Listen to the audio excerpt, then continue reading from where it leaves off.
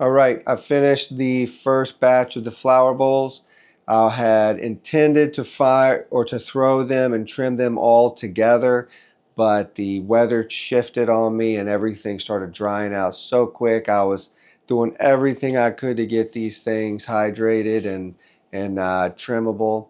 But anyways, we got through all of them. I think now we have about 70 to 75. And my goal is anywhere from 100 to 130. So that'll be the initial order plus a few for, just shrinkage throughout the process. Since my process typically is a pretty risky set. I um, I have finalized a form. The bowls, I've gone with just the same throw, the clean, wide, classic bowl form. And then because it was going to be specifically for a little personal planner, I decided to bore an internal cavity inside the bowl to hold the flower frog that will support the flowers. And so I used a little Forester bit to punch in, set my depth, and then I also used the same bit to go ahead and give me the thickness of the bottom, expedite the trimming process, and to go from there. So after I bored the holes, I went into trimming.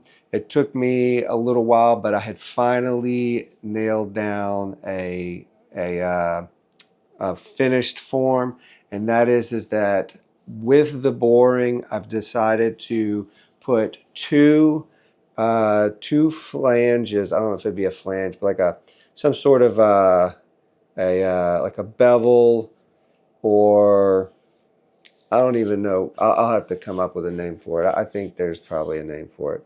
But anyways, it's just like a little sidewall on the outside and on the inside. And that little wall will serve to catch any glaze that runs from the inside of the bowl or the outside. And that'll do two things. One, it'll keep the foot and the cavity really nice and clean, eliminating any sort of cleanup work. And I think aesthetically it'll have a real nice kind of match there from the interior to the exterior.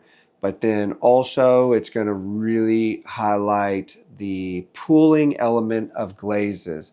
So as these glazes run and blend across the surface, I'm going to use these ledges to catch the glaze as it runs to create really nice, beautiful pools on both the inside and the outside.